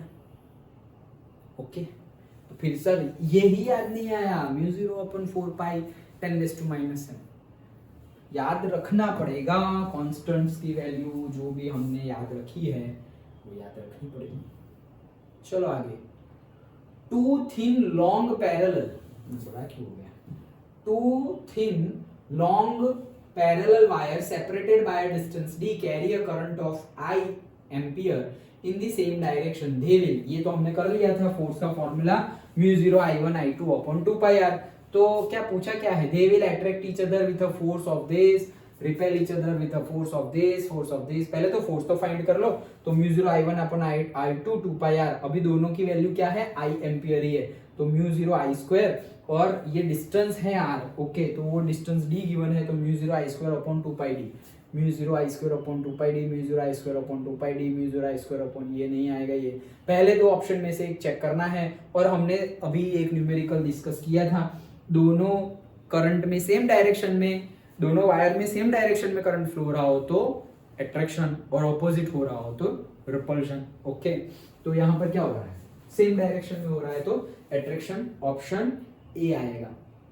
ऐसा भी क्यों हुआ वो कॉन्सेप्ट में हमने डिस्कस किया था, अंदर की साइड लगे और यहां बाहर की साइड लगे। ओके, तो attraction, option A is correct. चलो आगे। Two solenoids of the same length having, अभी सोलेनॉइड आया, हाँ अभी फॉर्मूला अलग, कॉइल के लिए अलग फॉर्मूला, स्ट्रेट वायर के लिए अलग फॉर्मूला, अब आया है solenoid. Two solenoid of the same length having the number of turns in the ratio n1/n2 given है are connected in series। ऐसे सीरीज में solenoid given है, जब भी सीरीज बोले तो पहले ही याद कर लो करंट सेम रहेगा, पैरेलल बोले तो करंट डिवाइड हो जाएगा, वोल्टेज सेम रहेगा। ओके, चलो। The ratio of the magnetic field at their center, तो सेंटर पर उसकी मैग्नेटिक फील्ड का रेशियो क्या होगा, तो B का फॉर्मूला क्या है, μ0ni, where n is the number of turns per unit length, तो उसका ये भी फॉर्मूला है, number of turns, total number of turns upon total length, तो ये फॉर्मूला, ये दोनों में से एक यूज करो, μ0ni और μ0ni/L। अभी b1/b2, अब देखो μ0 कांस्टेंट, ni तो सेम ही पास हो रहा है ना, दोनों में सीरीज में है, सेम ही पास होगा, और लेंथ भी चेंज नहीं हो रही है, दोनों की सेम लेंथ, ये सेम लेंथ गिवन है, तो सब कुछ सिर्फ n और b ही है, तो b1/b2 directly proportional, n1/n2, n1/n2 given है, तो वही आएगा 2:3। डन। ओके, फॉर्मूला याद रखना। अभी यहाँ पर वैल्यू दे दे तो b फाइंड करने को बोले तो आ जाएगा, फॉर्मूला याद हो तो। ओके आगे, two circular coils of radius 15 centimetre 30 centimetre coil है, हाँ, are made similar of similar wire की है and have same number of turns. तो देखो सिमिलर वायर की है और सेम नंबर ऑफ टर्न्स है, मतलब N1 और N2 सेम है। If they are connected in parallel, देखो दोनों कॉइल को पैरेलल में कनेक्ट कर दिया, अगेन सीरीज में कनेक्ट करे तो I सेम और पैरेलल में कनेक्ट करे तो I डिफरेंट हो जाएगा, यहाँ ऊपर जाएगा I1 और नीचे जाएगा I2। Okay, then the ratio of their magnetic induction मतलब मैग्नेटिक फील्ड की बात हो रही है। B at the centre of the coil में कितना होगा। ओके तो कितना होगा सेंटर ऑफ द कॉइल के लिए, तो देखो सबसे पहले तो तुम्हारा N1 is equals to N2 है, मतलब नंबर ऑफ टर्न जो है वो क्या है सेम, और पहले की रेडियस ए की 14 सेंटीमीटर है, दूसरे की रेडियस कितनी है 30 सेंटीमीटर, मतलब रेडियस तुमने क्या कर दी डबल, रेडियस डबल कर दी, मतलब छोटी कॉइल की जगह बड़ी कॉइल बनाई, लेकिन नंबर ऑफ टर्न्स उतने ही रखे हैं, मतलब पहले भी नंबर ऑफ टर्न्स 10 थे, बाद में भी नंबर ऑफ टर्न 10 रखे हैं। ओके तो लेंथ बढ़ गई ना, यहाँ पर यहाँ ये छोटी है ये बड़ी है, लेकिन यहाँ पर भी 10 टर्न्स है, यहाँ पर भी 10 टर्न्स है, तो बड़ी वाले की लेंथ बढ़ गई, इसके लिए इसके 10 टर्न्स बनाने के लिए ज्यादा लेंथ चाहिए और इसके 10 टर्न बनाने के लिए छोटी लेंथ का वायर चाहिए। तो यहाँ पर ज्यादा लेंथ का वायर चाहिए, जितना वायर ज्यादा उतना रेजिस्टेंस ज्यादा। ओके तो कितना रेजिस्टेंस ज्यादा होगा, तो जितना तुम्हारा रेशियो होगा ना, याद रखना जितना रेशियो तुम्हारा बढ़ेगा रेडियस में और डायमीटर में, उतने ही प्रपोर्शन में रेजिस्टेंस भी बढ़ेगा और कम होगा। ओके मतलब डबल हुआ है तो हाफ हो जाएगा, मतलब जैसे कि 2 टाइम्स हुआ तो 2 टाइम्स ही बढ़ेगा या कम होगा, लाइक दैट। यहाँ पर R1 से R2 2 टाइम्स हो गया 15 to 30 सेंटीमीटर, तो रेजिस्टेंस तो बढ़ने वाला है। ओके तो यहाँ पर R था तो ये भी क्या हो जाएगा 2R। अगर ये R था, रेजिस्टेंस R था और यहाँ रेजिस्टेंस क्या हो जाएगा 2R हो जाएगा, तो अगर R रेजिस्टेंस है और यहाँ 2R रेजिस्टेंस है, ज्यादा रेजिस्टेंस हो तो कम करंट पास होता है और कम रेजिस्टेंस हो तो ज्यादा करंट पास होता है, तो I1 जो है ये ज्यादा रेजिस्टेंस है तो यह कम करंट होगा, तो I1 is greater than I2 और I1 ग्रेटर देन I2 हो जाएगा, लेकिन यहां पर भी रेशियो क्या होगा वही प्रोपोर्शन में कम होगा, मतलब I2 कम है लेकिन कितना कम होगा, रेजिस्टेंस डबल है ना तो वो भी 2 टाइम्स ही कम होगा, मतलब कि I1 by I2 is equals to 2/1। कौन बड़ा है, I1 by I2 लिखा है इसलिए 2:1, अगर तुम इसको I2 by I1 लिखते तो 1/2 लिखना पड़ता। ये समझ में आना चाहिए, समझ में आया, फिर से बता रहा हूं क्या बोला, N1 N2 सेम है, ठीक है, अगर N1 और N2 सेम है, रेडियस दोनों की अलग अलग है, नंबर ऑफ टर्न सेम है, तो ज्यादा number of same number of turns है लेकिन ज्यादा रेडियस की कॉइल बनाने के लिए ज्यादा लेंथ का वायर चाहिए। अगर ज्यादा लेंथ ले ली तो उसका रेजिस्टेंस ज्यादा होगा, ज्यादा लेंथ लेगी तो ज्यादा मटेरियल यूज होगा, ज्यादा मटेरियल यूज हुआ तो रेजिस्टेंस बढ़ जाएगा, तो डबल तुम्हारी रेडियस हो गई तो रेजिस्टेंस भी क्या हो जाएगा डबल। अगर रेजिस्टेंस डबल हो गया तो करंट क्या हो जाएगा आधा, मतलब I2 इज I1/2, तो देखो I2 इज I1/2 ही आ जाएगा। Okay done. अभी बस फॉर्मूला बी सेंटर पे कितना था μ0 Ni/2R, तो ये μ0 Ni/2R यहां पर डायरेक्टली देखो कांस्टेंट है। ओके और करंट की तो हम बात नहीं कर रहे, R तो N सेम है ना, N सेम है और ये सब चीजें 2 तो कांस्टेंट ही है, ये दोनों चीजें तो वो दोनों चीजें चेंज हो रही है, तो B1/B2 is equals to I directly proportional है तो I1/R1 और R इनवर्सली प्रोपोर्शनल है तो R2/R1 और ये I1/I2, ये फॉर्मूला हमने लिख दिया, मेन फॉर्मूला याद है उसके ऊपर से। अब वैल्यू पुट कर दो, I1 R2/R1 तो R2/R1 हमें पता ही है। ओके और I1/I2 भी हमें पता है, दोनों वैल्यू पुट की तो B1/B2 की वैल्यू क्या आई 4/1, तो B1/B2 की वैल्यू 4/1। अगेन देखो 1/4 भी है यहाँ पर, तो तुम्हें चेक करना है रेशियो किसका पूछा है, तो रेशियो पूछा है, देन द रेशियो पहले किसका बोला था 1 का, उसके बाद किसका बोला है 2 का, then the ratio of their magnetic field at the centre of the coil, तो उन्होंने ऐसा नहीं बोला B1/B2 और B2/B1, ऐसा तो बोला ही नहीं, तो हम बोलेंगे सर मैंने तो B1/B2 निकाला, B2/B1 निकालेंगे तो 1:4 होगा, तो सी ऑप्शन सही हो जाएगा, सही है बात, लेकिन कौन सा लेंगे, जो गिवन हो ना वही सीक्वेंस में लो। अगर पहले रेडियस है r1 और दूसरी है r2 तो पहला मैग्नेटिक फील्ड मिलेगा वो b1 और बाकी का बाद में मैग्नेटिक फील्ड मिलेगा वो b2, वैसे लेंगे। ओके, और अगर पूछा है जानबूझ के कंफ्यूज करने के लिए यहां पूछा है कि find the ratio of the magnetic induction of the larger coil to the smaller radius coil, तो क्या हो जाएगा b2/b1, और b2/b1 होगा तो फिर आंसर हो जाएगा 1:4। तो वो ध्यान से क्या पूछा है उसको, अगर स्पेसिफाई नहीं किया है तो 1 और 2 b1/b2 b1/b2 ऐसे ही करेंगे। लेकिन पर्टिकुलरली b2/b1 पूछा है तो भी फाइंड तो b1/b2 करो, लास्ट में उसका उल्टा कर दो। चलो आगे। A particle of mass m and charge q moves with a constant velocity v along a positive x direction, ठीक है। It enters the region of a uniform magnetic field directed along the negative z direction। negative z direction मतलब into the plane, ये x ये y और magnetic field into the plane, और ये जा रहा है हमारा v पॉजिटिव x डायरेक्शन में। Okay, extending from x is equals to a to x is equals to b। यहां पर है suppose x is equals to a और यहां पर है x is equals to b। हमारा पार्टिकल यहां से यहां ही जा रहा है, इससे बाहर जाएगा नहीं। Okay, the minimum value of v required so that particle just enter the region of x greater than b। मतलब मिनिमम कितनी वेलोसिटी होनी चाहिए सो दैट हमारा charge particle x greater than b, x is equals to a ये है, greater than a ये वाला reason है, और ग्रेटर देन b, b से आगे वाला ये वाला रीजन, तो यहां एंटर करे मतलब इस साइड आ जाए, इस साइड हमारा चार्ज पार्टिकल आ जाए, उसके लिए वेलोसिटी कितनी होनी चाहिए। सिंपल ही है, वही दो फॉर्मूला, क्या पहले तो r का फॉर्मूला और टाइम पीरियड का फॉर्मूला, पहले ही आज के पहले ही न्यूमेरिकल में हमने बार बार डिस्कस किया। तो यहाँ पर टाइम पीरियड की तो बात चल नहीं रही है, r की बात चल रही है। ओके, सबसे पहले r का फॉर्मूला क्या था, तो mv/qb था r का फॉर्मूला। तो यहां से v का फॉर्मूला मिल जाएगा r/m, तो v का फॉर्मूला मिल गया qbr/m। अब यहां से qb/m, देखो qb/m तो है ही सब में, qb/m qb/m qb/m qb/m सब में ही है। अच्छा, अब तुम्हें qb/m तो है, सिर्फ r की वैल्यू पुट करनी है। r मतलब क्या, तो तुम्हारा r यहां से r मतलब क्या, तो तुम b तक जा रहे हो और a से ही घूमना स्टार्ट कर रहे हो ना, क्योंकि यहां तक तो तुम सीधे सीधे ही जा रहे थे। मैग्नेटिक फील्ड यहां है।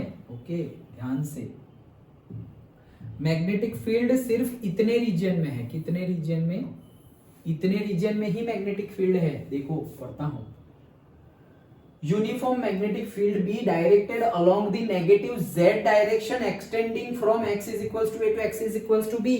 नेगेटिव z डायरेक्शन अंदर और इतने में ही मैग्नेटिक फील्ड है, तो तुम्हारा चार्ज पार्टिकल यहां तो स्ट्रेट लाइन मोशन कर रहा है पॉजिटिव x डायरेक्शन में, जैसे ही यहां एंटर होगा वहां से घूमना स्टार्ट किया। ओके, अभी घूमना स्टार्ट किया तो क्या करेगा उसकी रेडियस बनेगी ना पर्टिकुलर वेलोसिटी का अकॉर्डिंगली r, वेलोसिटी जितनी ज्यादा उतना r ज्यादा, मतलब जितनी वेलोसिटी ज्यादा होगी यहां पर उतना वो बड़ा सा सर्कल बनाएगा, और जितनी क्योंकि ये तो कांस्टेंट है सब कुछ, मैग्नेटिक फील्ड कांस्टेंट है, चार्ज कांस्टेंट है, मास कांस्टेंट है, v ही वेरिएबल है, तो वेलोसिटी जितनी ज्यादा होगी उतना बड़ा रेडियस बनाएगा वो, और वेलोसिटी जितनी कम होगी उतना छोटा रेडियस बनाएगा। ठीक है, तो वेलोसिटी के ऊपर डिपेंडेंट है, और वही चीज हमें पूछी है कि वेलोसिटी कितनी होगी सो दैट वो x ग्रेटर देन b में चले जाए। तो ग्रेटर देन b की बात छोड़ो, पहले यहां तक की तो बात करो, तो यहां तक गोल घूमना हो तो कितनी वेलोसिटी चाहिए, तो ये है टोटल b, ये है b और ये है a, तो हमें b माइनस a रेडियस चाहिए, यहां तक का है b और यहां तक का है a, तो हमें b माइनस a रेडियस में घूमना हो b minus a। Okay, r is equals to क्या है b माइनस a, तो यहाँ v की जगह v तो हमें फाइंड करना है, r की जगह हम क्या लगा देंगे b माइनस a। तो ये वेलोसिटी कौन सी मिली, exactly x is equals to b तक अगर हमें गोल गोल घूमना हो तो हमें इतनी वेलोसिटी चाहिए qb b माइनस a। अभी इससे थोड़ी भी ज्यादा होगी, इससे वेलोसिटी थोड़ी भी ज्यादा होगी तो वो r is equals to x is equals to b से आगे बढ़ जाएगा, क्योंकि x is equals to b ये रहा। ओके, तो उससे आगे जाने के लिए इतना ही चाहिए वेलोसिटी, इससे थोड़ी भी वेलोसिटी ज्यादा होगी तो वो बाहर चला जाएगा, लेकिन मिनिमम, हमें तो मिनिमम पूछा है, मिनिमम कितनी होनी चाहिए, तो मिनिमम इतनी होनी चाहिए। एक्चुअली हमें कितनी चाहिए, इससे थोड़ी सी ज्यादा चाहिए, एग्जैक्टली इतनी होगी तो वो जहां बी है वहां तक ही घूमेगा। ओके, इससे थोड़ी भी ज्यादा होगी तो बाहर चला जाएगा। तो मिनिमम हमें कितनी चाहिए, Q B minus A B by M. Okay, देखो यहाँ पर एक्स्ट्रा क्या है, बी, यहाँ पर क्या है, ए, यहाँ पर क्या है, ए प्लस बी, और यहाँ पर क्या है, बी माइनस ए। तो हमें क्या चाहिए, बी माइनस ए, क्योंकि टोटल बी है, इतना ए है, हमें तो इतने में ही गोल गोल घूमना है ना, क्योंकि मैग्नेटिक फील्ड यहाँ से है। मैग्नेटिक फील्ड अगर यहाँ से होता तो आंसर अलग, मैग्नेटिक फील्ड अगर ओरिजिन से ही होता, यहां पर से ही है, x is equal to A to B नहीं है, पूरा ही है यहां से ओरिजिन से लेकर बी तक, तो आंसर क्या आता, ये पूरा गोल गोल बनता, ये पूरा गोल बनता, तो ये पूरा, तो ये हमारा आता बी है ना, ये रहा ऑप्शन ए सही होता। ओके, चलो आगे बढ़ते हैं। Two circular coils of diameter 10 centimeter and 20 centimeter have the same number of turns, N1 और N2 सेम है, and current भी सेम है। The ratio of magnetic field produced at the center of the coil when connected in series, दो coil को series में connect किया, मतलब I same, N1 N2 same है। ओके, सेंटर का फॉर्मूला क्या है, mu zero Ni upon 2R, हमें पता ही है, mu zero constant, N same है तो कॉन्स्टेंट, I सीरीज में कनेक्टेड है तो कांस्टेंट, 2 कांस्टेंट, सिर्फ और सिर्फ R इनवर्सली प्रोपोर्शनल है, तो B1 by B2 is equals to R2 by R1। तो कितना हो गया, R2 की वैल्यू डाल दो, R1 की वैल्यू डाल दो, तो वो आ गया 2:1। Okay, again the ratio of magnetic field produced at the centre of the coil, मतलब B1 by B2 ही हमें लेना है। पर्टिकुलरली अगर पूछ लिया कि भाई the bigger diameter coil to the lesser diameter और bigger coil to the smaller coil, तो फिर B2 by B1 हमें ढूंढना होगा, तो 1:2 हो जाएगा। हमेशा ऐसा दो आंसर होंगे ही, 2:1 आंसर है ओरिजिनल, तो दूसरा 1:2 होगा ही, तो ध्यान से लिखना। ओके, चलो नेक्स्ट क्या बोला है, the magnitude of the magnetic field at a point due to current carrying small element does not depend on, किसके ऊपर डिपेंड नहीं करता। तो पहले तो ये लिखा हुआ है उससे ही कौन सा कंसेप्ट है वो, magnitude of the magnetic field at a point due to current carrying small element, तो ये करंट कैरिंग स्मॉल एलिमेंट है, आई करंट पास हो रहा है जिसमें यहाँ पर करंट एलिमेंट डीएल ले रहे हैं, और पर्टिकुलर वहां से आर डिस्टेंस पर कितना मैग्नेटिक फील्ड होगा, तो उसके लिए हमें पता है dB is equals to mu zero upon 4 pi I dl sin theta upon r square. कौन सा, बायो-सावर्ट लॉ। ओके, तो बायो-सावर्ट लॉ से हमें ये चीज मिली हुई है ऑलरेडी, ये सब कंसेप्ट याद होने चाहिए, फॉर्मूला पता है, अभी फॉर्मूला देख के ही तुम आंसर बोल दोगे। Current in the element does not depend बोला है, भाई करंट के ऊपर तो डिपेंडेंट है। लेंथ ऑफ द एलिमेंट, तो length of the element dl क्या है हमारा, लेंथ एलिमेंट है, तो उसके ऊपर भी डिपेंडेंट है। Last option distance of the point from the element, तो r क्या है तुम्हारा, distance of the point from the element. Okay, तो उसके ऊपर भी डिपेंडेंट है। And C diameter of the element, किसका डायमीटर भाई, एलिमेंट का डायमीटर, ये तो हमारा स्मॉल है, small field of a point due to a current carrying small element, मतलब एक वायर है, तो वो वायर के डायमीटर के ऊपर डिपेंडेंट नहीं है, ये r डिस्टेंस है, डायमीटर नहीं है, रेडियस नहीं है। डन। ओके, तो option C is correct. Formula पता हो ना, उसके ऊपर से ही तुम चेक कर सकते हो। Okay, next, a current passing through a circular coil of 2 turns, 2 turns produce a magnetic field of 8 Tesla at its centre. Okay, n1 is equals to 2 and b1 is equal to 8 Tesla. The coil is then rewound, निकाल दो, फिर से रिवाउंड करते हैं, so as to have 4 turns, मतलब turns हमने अभी double कर दिए, वही कॉइल है, हम टर्न्स हमने क्या कर दिए, डबल कर दिए, मतलब n2 is equals to 4 and current is passed through it is double, मतलब डबल कर दिया करंट भी, तो करंट I1 जा रहा था और डबल कर दिया, मतलब ट्वाइस I1 जाएगा I2। ओके, I2 हो जाएगा twice I1। Now magnetic field at the centre of the coil, मतलब कॉइल के सेंटर, मतलब आपका सेकंड केस में B2 पूछ रहे हैं, रेशियो नहीं है, B2 पूछ रहे हैं, B1 ऑलरेडी गिवन है, कितना 8 टेस्ला। ओके, तो डायरेक्टली सेंटर का फॉर्मूला μ0 Ni/2r, B1 का फॉर्मूला ये रहा, B2 का फॉर्मूला ये रहा, B1/B2 का फॉर्मूला निकाले तो जो सेम है उसको निकाल देते हैं हम, और बाकी जो सेम नहीं है वेरिएबल है उसको रखते हैं। तो देखो हर बार हम μ0 निकाल देते थे, 2 निकाल देते थे, करंट सेम है, सीरीज में है कनेक्टेड कॉइल, तो करंट को भी निकाल देते थे। ओके, लेकिन यहाँ पर देखो करंट अलग अलग है, यहाँ पर एन भी अलग अलग है, तो हम वो दोनों को नहीं निकालेंगे। और यहाँ पर रेडियस जो है, radius, okay, the coil is rewound किया हुआ है ना, और रिवाउंड किया हुआ है, और पहले कम टर्न थे और अभी ज्यादा टर्न है, लेंथ को हमने चेंज नहीं किया, तो अगेन रेडियस भी चेंज हो रही है, तो उसको भी हम नहीं निकाल सकते। तो सब कुछ रहने देना है, सिर्फ μ0 और 2 निकाल दो। तो क्या होगा, N1I1/R1 B1 की जगह, और B2 की जगह N2I2/R2, ये डाल दिया। अभी सारी वैल्यू पुट कर दो, सारी वैल्यू पुट करोगे और B1 की वैल्यू 8 है, बाकी सब कुछ नोन है हमें, N1 N2 की वैल्यू पता है, फिर I1 I2 की वैल्यू भी पता है, ये रहे। हाँ, R की वैल्यू तो गिवन नहीं है, देखो कहीं पर भी, वो पता करनी पड़ेगी, एक MCQ में अभी हमने देखा था। लेंथ उतनी ही रखी है तुमने, लेंथ उतनी ही रखी है। ओके, अभी लेंथ तुम्हारे, ऐसा समझो तुम्हारे पास 1 मीटर की वायर है, 1 मीटर की वायर का मैं बोलूं कि 10 टर्न्स बनाओ, ठीक है, तो 1 मीटर की वायर का तुमने 10 टर्न्स बनाया, और तो 10 टर्न्स बनाया, तो ऐसा समझो रेडियस तुमने रखा व्हाटएवर, जो भी रेडियस आए, मतलब रेडियस आया 1 मीटर। ओके, अभी मैं बोलूं 10 की जगह 20 टर्न्स कर दो, तो 20 टर्न्स करोगे तो रेडियस क्या होगा, बढ़ जाएगा या कम हो जाएगा? कम ही हो जाएगा ना, क्योंकि ज्यादा टर्न कर दिए ना तुमने। ओके, लेंथ उतना ही रखा हुआ है। ओके, मतलब क्या है, फिर से बता रहा हूं, ये हमारी 1 टन, फिर ये 2 टन, ये 2 टन हो गई। ओके, अब मैं बोल रहा हूं इतना ही वायर है, मतलब वायर कितना है, इतना ही है, लेकिन अब मैं इतने वायर में 2 टन नहीं 4 टन कर देता हूं। ये हो गया, ये 2 हो गया, ये 3 हो गया, ये 4। सर यहाँ पर जो लेंथ से 2 ही पॉसिबल था, वो वही लेंथ से यहाँ पर 4 कैसे पॉसिबल हो गया? क्योंकि यहाँ पे छोटा छोटा बनाया है, इसलिए। समझ में आया? तो वही चीज है, यहाँ पर N1 क्या है 2 और N2 क्या है 4। अगर N1 2 है और N2 4 है, तो N1 और N2, ये देखो, ये रहा N1 और ये रहा N2, तो N1 2 है और N2 4 है, मतलब ज्यादा तुमने टर्न्स लगाए, ज्यादा टर्न्स लगाए, और रेडियस उतनी की, सॉरी, लेंथ उतनी की उतनी ही रखी, और टर्न्स ज्यादा है, तो रेडियस क्या हो जाएगी, कम हो जाएगी।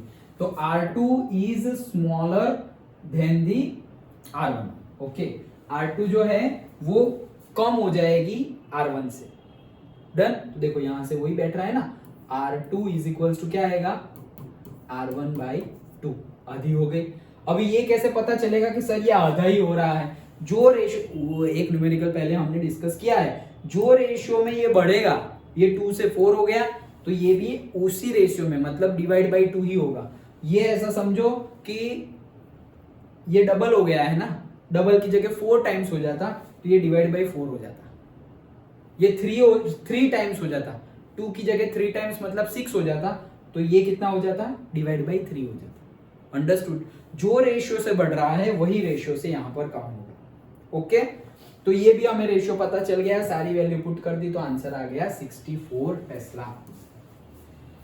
फॉर्मूला में वैल्यू है, थोड़े थोड़े कंसेप्ट लगाने हैं, इजी है, राइट? ओके, प्रैक्टिस करोगे तो इजी है, वो कंसेप्ट पता होने चाहिए। चलो next, a current carrying coil is placed in a uniform magnetic field of induction B. The current in the coil I, it has n turns and A is the face area of the coil and the normal to the surface makes an angle theta with the B. The torque का formula पूछा है खाली, तो NIAB sin theta, पता ही formula याद हो तो directly NIAB sin theta टिक कर दो। आगे, the radius of the circular path which an electron, देखो पहले प्रोटॉन फिर इलेक्ट्रॉन, सेम लगेगा सब कुछ, when subjected to a perpendicular magnetic field, वही आ गया mv/qb। फॉर्मूला क्या था R का, mv/qb, और T का फॉर्मूला क्या था, 2πm/qb, याद है ना? mv upon qb 2πm upon qb। अभी r का फॉर्मूला mv अपॉन qb, तो q क्या है, इलेक्ट्रॉन, इलेक्ट्रॉन की जगह e पुट कर दो तो mv upon eb is the answer. Done, mv upon eb, fourth is the correct option. Okay, चलो आगे। A current carrying loop is placed in a uniform magnetic field. The torque acting on it does not depend on, तो torque का formula लिख लो, tau is equals to N I B sine theta. अभी area of the loop, भाई area of the loop के ऊपर dependent है, number of turns in the loop dependent है, strength of the current I के ऊपर डिपेंडेंट है, magnetic field B के ऊपर डिपेंडेंट है, शेप ऑफ द लूप के ऊपर डिपेंडेंट नहीं है। वो लूप तुम्हारी सर्कुलर हो, वो लूप तुम्हारी स्क्वायर हो, रेक्टेंगुलर हो, कोई फर्क नहीं पड़ता। तो दैट्स इट, फॉर्मूला पता हो तो आंसर इजीली दे सकते हो, ऐसा क्वेश्चन आता ही है, देख लिया ना। Okay, next, on connecting a battery to a two corners of a diagonal of a square conductor, ये एक स्क्वायर कंडक्टर है और उसके डायगोनल पर हमने बैटरी कनेक्ट कर दी है, जो स्क्वायर की डायमीटर है, स्क्वायर की साइड है a, the magnitude of the magnetic field at the center to be, मतलब कि यहाँ पर मैग्नीट्यूड कितना होगा, यहाँ पर magnitude of the magnetic field क्या होगा। तो देखो, जैसे बैटरी कनेक्ट की, यहाँ से करंट आई जा रहा है, ये स्क्वायर है, ओके, डायगोनल में कनेक्ट किए है, तो एक आई इधर गया, आई इधर गया, लेंथ सेम है, ये स्क्वायर है ना, तो ये भी ए, ये भी ए, ये भी ए, ये भी ए, लेंथ सेम है, मटेरियल भी सेम है, तो करंट भी सेम ही डिवाइड होगा। नहीं तो हम एग्जैक्टली नहीं बोल सकते कि ये आई बाई टू और ये आई बाई टू, एग्जैक्टली हाफ नहीं होगा। एग्जैक्टली हाफ कब होगा, जब तुम्हारी लेंथ सेम हो और मटेरियल सेम हो, मतलब कि रेजिस्टेंस सेम हो, रेजिस्टेंस दोनों का सेम, लेंथ दोनों की सेम, तो I by two, I by two. अच्छा चलो, अभी यहाँ पर बी पूछा है, तो यहाँ पर बी कितना होगा, देखो कैसे पता चलेगा, इसको हम वायर वाले फॉर्मूला से निकाल लेंगे, that is B is equals to mu zero I upon 2πr। तो आई जितना पास होगा वो, और आर इज द डिस्टेंस, तो R is the distance from the, पहले इसका गिनो तो ये डिस्टेंस, और फिर इसका गिनो तो ये डिस्टेंस, लेकिन वो तो जब वैल्यू गिवन हो तब तुम डाल सकते हो, लेकिन आंसर यहाँ पर 0 है। कैसे, तुम्हें डायरेक्टली ही पता चल जाएगा। देखो तुम्हारा आई कहाँ है, इस डायरेक्शन में है, इस डायरेक्शन में, तो आई उस डायरेक्शन में हो, जैसे कि आई कहाँ है, इस डायरेक्शन में, इस, तो आई इस डायरेक्शन में है, तो यहाँ ऊपर से क्या आएगा, बाहर आएगा, और यहाँ पर क्या होगा, अंदर जाएगा, ठीक है। उसके सामने वाला ले लो, तो सामने वाले में क्या होगा, देखो अंदर की साइड क्या हुआ, ऊपर से क्या हुआ, बाहर आया, यहाँ से बाहर आया मतलब डॉट, और यहाँ से करके अंदर जाएगा, मतलब यहाँ पर क्रॉस। ओके, अब ये वाला वायर भी लिखो, तो यहाँ अंदर क्या आया, बाहर आ रहा है डॉट, और यहाँ पर क्रॉस, वैसे ऑपोजिट हो गया, जीरो मैग्नेटिक फील्ड। देन ये ऑपोजिट वाला ले लो, तो ये देखो कहाँ है, नीचे, नीचे वही है, राइट हैंड स्क्रू नीचे, तो ये नीचे, नीचे और ऐसे घुमाया, नीचे किया और ऐसे घुमाया, ऐसे घुमाया मतलब यहाँ से अंदर, मतलब यहाँ से क्रॉस, और यहाँ पर, यहाँ से बाहर, ऐसे करेंगे तो यहाँ से अंदर गया और यहाँ से बाहर निकला, तो यहाँ क्रॉस और यहाँ डॉट, फिर यहाँ से, तो यहाँ से भी देखो ये अंदर डाल दिया, तो यहाँ से क्रॉस, ये अंदर डाला, ये अंगूठा करंट की डायरेक्शन, ऐसे अंदर, तो यहाँ पर अंदर मतलब क्रॉस, बाहर मतलब डॉट, तो यहाँ पर देखो अंदर बाहर, यहाँ पर भी अंदर बाहर, मैग्नेटिक फील्ड एक दूसरे की कैंसल आउट हो जाएगी, तो बी की वैल्यू क्या आएगी, 0। अगर ऐसा नहीं होता तो वो जो पहले स्टार्टिंग में फॉर्मूला बताया उससे कैलकुलेट करना पड़ता, यहाँ आंसर होगा 0। Next, a long solenoid has 800 turns per metre length of the solenoid. तो पर मीटर लेंथ गिवन है, पर मीटर लेंथ मतलब कौन सा फॉर्मूला, म्यू 0 एन आई वाला, n per metre length, okay, n is what, number of turns per meter। अच्छा, a current of 1.6 flows through it, the magnetic field induction at the end of the solenoid। देखो end of the solenoid पूछा है, solenoid के अंदर वाला formula तो ये था म्यू 0 एन आई, लेकिन एंड के लिए फॉर्मूला क्या है, एंड के लिए फॉर्मूला है म्यू 0 एन आई बाई 2। याद रखना, सोलेनॉइड है तुम्हारा, उसके अंदर अगर तुम निकाल रहे हो मैग्नेटिक फील्ड तो वो फॉर्मूला, और एंड पर निकाल रहे हो तो ये फॉर्मूला बाई 2। फॉर्मूला में वैल्यू पुट करो, आंसर आ जाएगा। ओके, 4 पाई इंटू 10⁻⁻⁷ n की वैल्यू गिवन है तुम्हें, i की वैल्यू गिवन है, टू सारी वैल्यू पुट करो, 8 × 10⁻⁴ कैसा आ गया आंसर। डन। ओके, ये रहा, देखो वो भी लिखा हुआ है फॉर्मूला। देखो सोलेनोइड का फॉर्मूला μ0 ni और μ0 ni by l, n is equals to number of turns per unit length, ये n, और ये total number of turns, total length.